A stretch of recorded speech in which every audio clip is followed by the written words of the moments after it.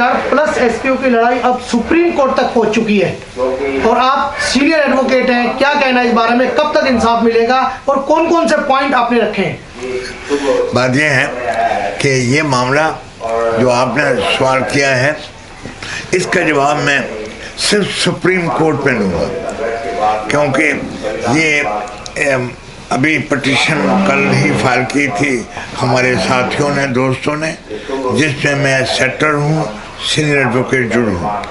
लेकिन जो arguments court में क्या होंगे, जिस वक्त केस लगेगा 2 दिन में, 1 हफ्ते में, ये जम्मू कश्मीर में इतनी में क्या तब्दीली आ जाएगी, एडमिनिस्ट्रेशन क्या सोचेगी, ये मामला अभी तक सेक्रेट समझिए, सीक्रेट समझिए, या ये आर्गुमेंट्स जो हैं, ये जज्बात की लड़ाई नहीं है, ये हक इंसाफ की लड़ाई है।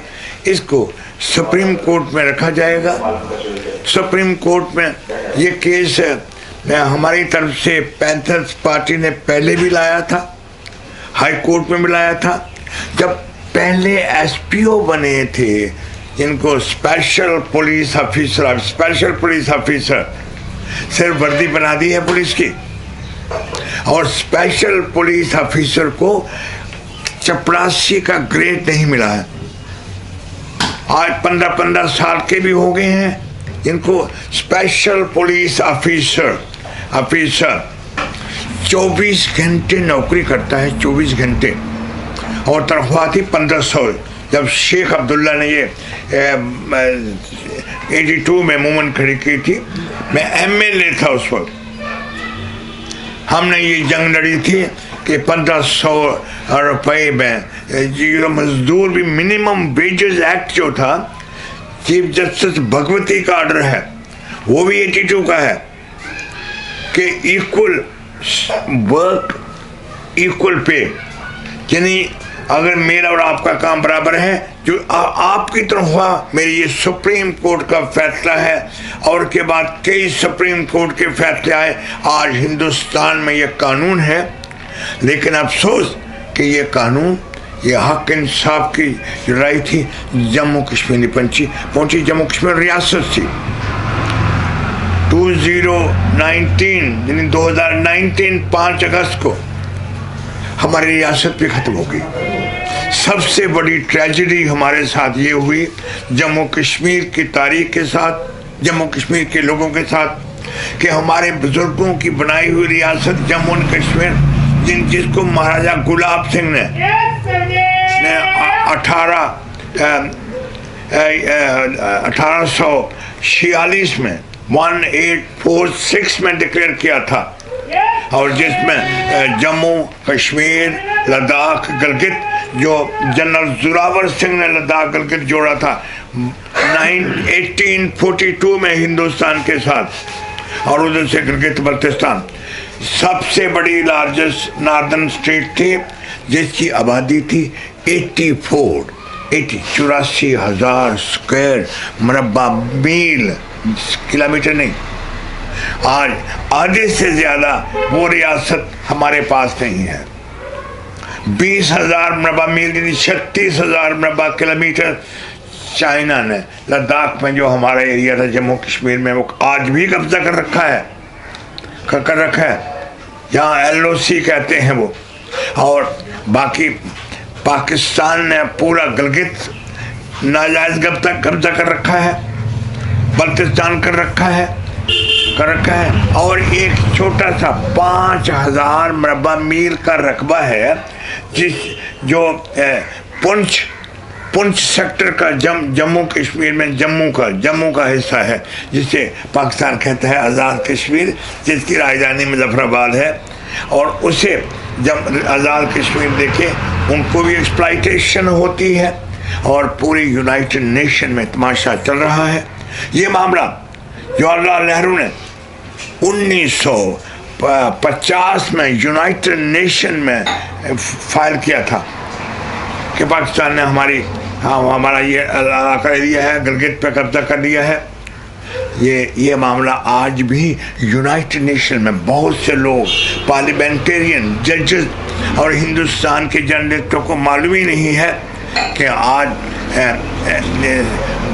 35,000 मरबा मील एरिया जम्मू कश्मीर का, जिसमें गिलगित और जिसको वो आज़ाद कश्मीर कहते हैं, मुजफ्फराबाद, वो इलाका कब्जे में है, पाकिस्तान के कब्जे में आज भी।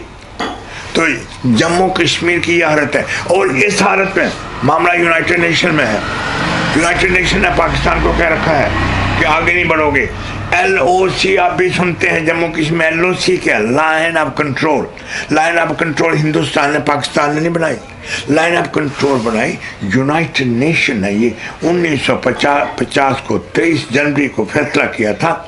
यूनाइटेड नेशन ने सीज फायर कर दिया है इंडिया और पाकिस्तान के बीच में उस एरिया का जो 35,000 स्क्वायर माइल पाकिस्तान के पास है। और पाकिस्तान रोजाना पढ़ते हैं आप हिंदुस्तान के अखबारों में, हिंदुस्तान के लीडर बोलते हैं कि पाकिस्तान वायलेट कर रहा है। मैं हैरान हूं, यहाँ मेरा क्वेश्चन है भारत मोदी सरकार से, जब इतनी वायलेशन होती है, हाँ खुद मानते हैं पाकिस्तान वायलेट कर रहा है, पुंछ में कर रहा है, रजौरी में कर रहा है,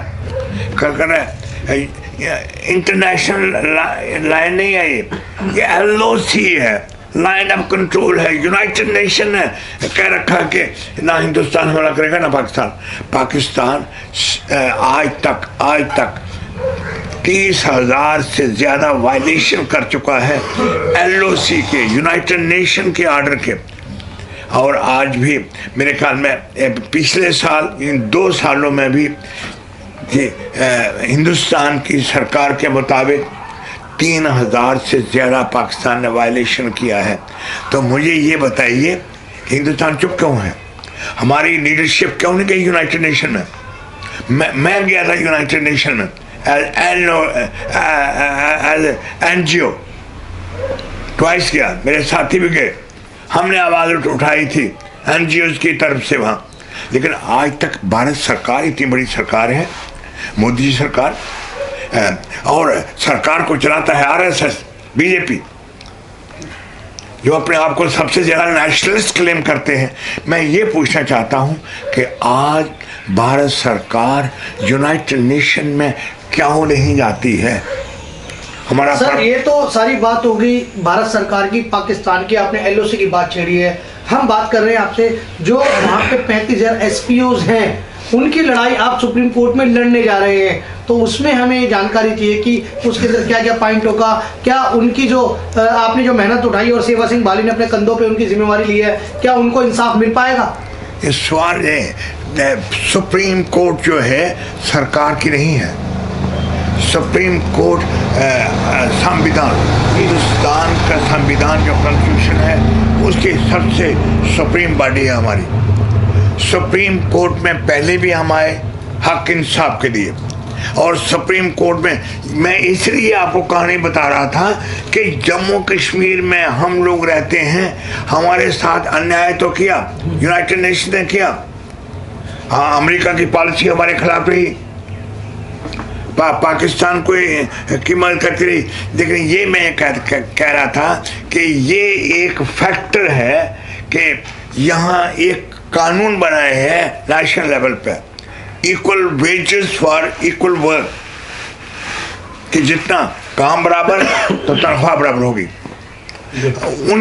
उनकी कहानी बहुत से ये नहीं है, ये पुलिस वाले हैं, SPOs हैं, इनके अलावा और भी डिपार्टमेंट हैं, लेकिन SPO पुलिस की वर्दी पहनते हैं।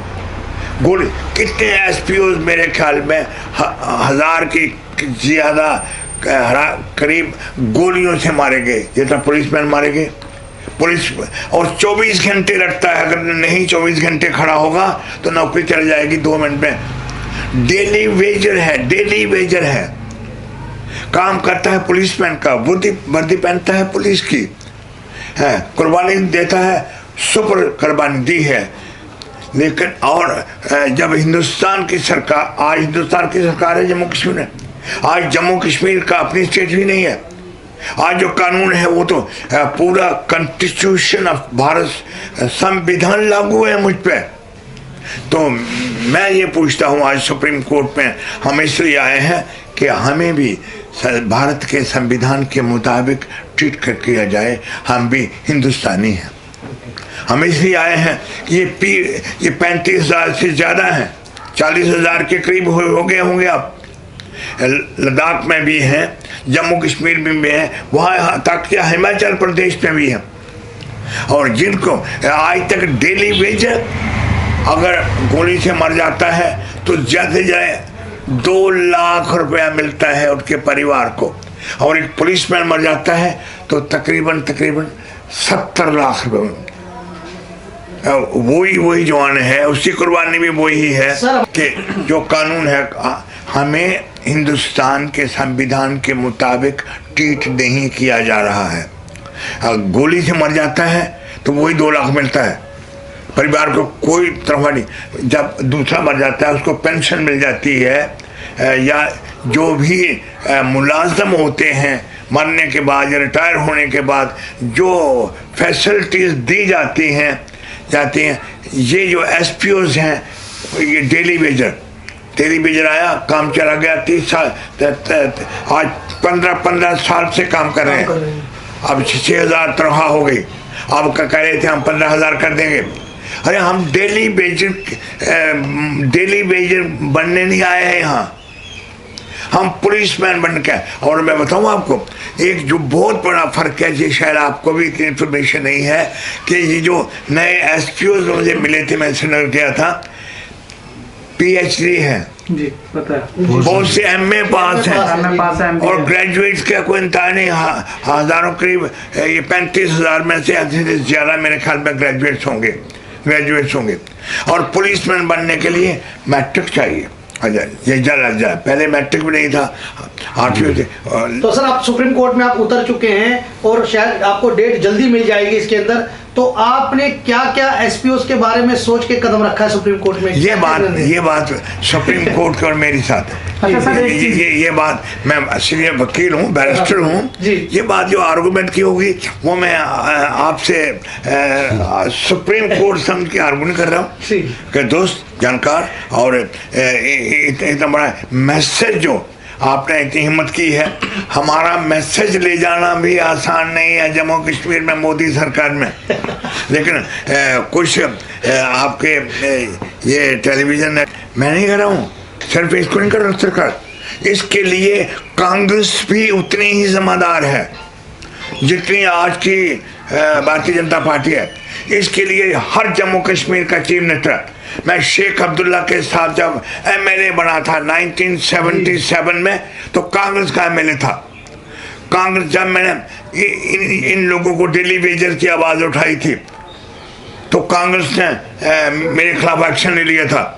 जब मैंने कहा कि equal wages for equal pay, सिर्फ पुलिस का सवाल नहीं था, बाकी भी कितने लोग हैं, कितने डिपार्टमेंट हैं जम्मू कश्मीर में, कम से कम 70,000 मजदूर आज भी होगा पुलिस को छोड़ के वर्दी के बगैर डिपार्टमेंटों में, बिजली के महकमे में काम करते हैं, PWD करते हैं, हेल्थ में काम करते हैं जम्मू कश्मीर में, जिनकी यही हालत है। और पढ़े लिखे हैं, आज कोई भी मैट्रिक से कम बच्चा नहीं है जम्मू कश्मीर में, फ्री एजुकेशन है। ये मैं कंप्लीट करूँ, लेकिन मैं ये कहना चाहता हूँ आपसे कि जो आज के हालात हैं जम्मू कश्मीर में, इसके लिए नेशनल कॉन्फ्रेंस की लीडरशिप हो, शेख अब्दुल्ला से लेके आज तक, या कांग्रेस की लीडरशिप हो, या दूसरी पॉलिटिकल पार्टीज की लीडरशिप हो, बीजेपी ने तमाशा कर ही दिया। इन्होंने तो हक कहा था, इन्होंने हमारा 370 उड़ा के बहादुरी कर रहे हैं। ये मालूम नहीं है कि हिंदुस्तान में महाराजा हरि सिंह ने भारत को दिया था defence, foreign affairs, communication, 3 subject. सारे राजाओं ने 3 सब्जेक्ट दिए थे, 575 राजाओं ने, और 576वां राजा था महाराजा हरि सिंह। 26 अक्टूबर 1947 को साइन करता है, उसको 48 में निकाल देते हैं। 5 मार्च 48 को महाराजा हरि सिंह को कह दिया नेहरू जी ने, बाहर करो, निकालो। वो यहाँ से निकल के बम्बई वही 1961 में वही मर गए, वो चले गए। लेकिन ये जम्मू कश्मीर का इतिहास, अन्याय का इतिहास, और अन्याय किसके? दिल्ली के हुक्मरानों ने किया, जम्मू कश्मीर के हुक्मरानों ने किया, पाकिस्तान के हुक्मरानों ने किया ही, हजारों वहाँ मारे गए। आज भी जम्मू कश्मीर न्याय चाहता है। कहा 370 हटा दिया, 370 हमने बढ़ाया था, दिल्ली ने बढ़ाया था। आपको शायद एक बात बता दूं, मैंने कभी आज तक टीवी रेडियो की कहीं के जम्मू कश्मीर का विलय 1950 में नहीं हुआ था।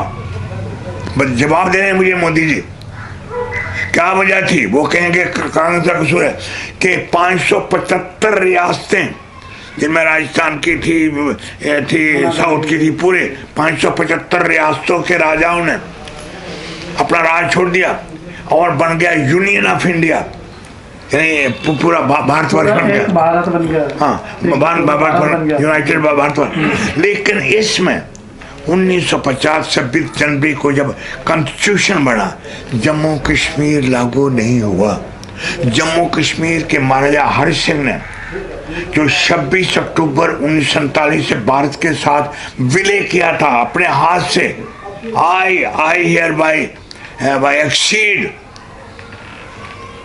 विद यूनियन ऑफ इंडिया, के मैं हिंदुस्तान के साथ पूरी रियासत का विलय किया था, उसका विलय 1950 26 जनवरी को नहीं हुआ। ये मैं नहीं था, प्रधानमंत्री नेहरू जी थे। आप पूछिए, ये पूछिए, ये जवाब दें। लेकिन ये जवाब क्यों नहीं देते? ये भी मोदी जवाब दें इस बात का, वो तो नहीं है कांग्रेसी। 1950 में मैं जम्मू कश्मीर, शिवर सिंह बाली, जितने जम्मू कश्मीर के हैं, हमें हिंदुस्तान के साथ नहीं जोड़ा। जम्मू ने कश्मीर अभी अलग ही रही। 3 सब्जेक्ट धारा 370 बना के उसमें रख दिए। ये 3 डिफेंस, फॉरेन अफेयर्स, कम्युनिकेशन, यानी रक्षा विभाग और ये टेलीफोन वगैरह, ये रक्षा, ये भारत के साथ जोड़ दिए। जम्मू कश्मीर को भारत से नहीं जोड़ा, 575 रियासतों को जोड़ दिया। ये आप भी समझिए। इसको पूछ जाते, पूछिए, हम लड़े। आज भी कश्मीरी मुसलमान ना कम्युनल है, जितना सेकुलर भीम सिंह है इतना ही मुसलमान कश्मीर का सेकुलर है। जितना हिंदुस्तानी भीम सिंह है इतना ही कश्मीर का मुसलमान है। सर, एसपीओस की जो लड़ाई है सुप्रीम कोर्ट में लड़ रही है, आपको उस न्यायालय पे, सर्वोच्च न्यायालय पे विश्वास है? ये छोटी सी लड़ाई है, ये छोटी सी लड़ाई है। ऐसे तो मैंने कई केस लड़े हैं, लंदन ब्रिटिश हाई कोर्ट में भी लड़े हैं, वर्ल्ड कोर्ट में भी लड़ा था जम्मू कश्मीर के बारे में, जब झंडे का सवाल आया था। ये लड़ाई छोटी सी मेरे सामने आपको लगती है कड़े, लेकिन मैं यकीन से कह सकता हूँ कि जिस कदर हम लड़ रहे हैं, हमारे साथी हैं, मिस्टर जय माला हैं, बाकी वकील हैं, अच्छी वकीलों की टीम है सुप्रीम कोर्ट में जो लड़ेगी केस को, और मैं यकीन से कह सकता हूँ कि जीत हक इंसाफ की होगी, यानी इस केस को होगी और ये जल्दी हो जाएगी। Like, share and comment. To subscribe this channel, please press the bell icon.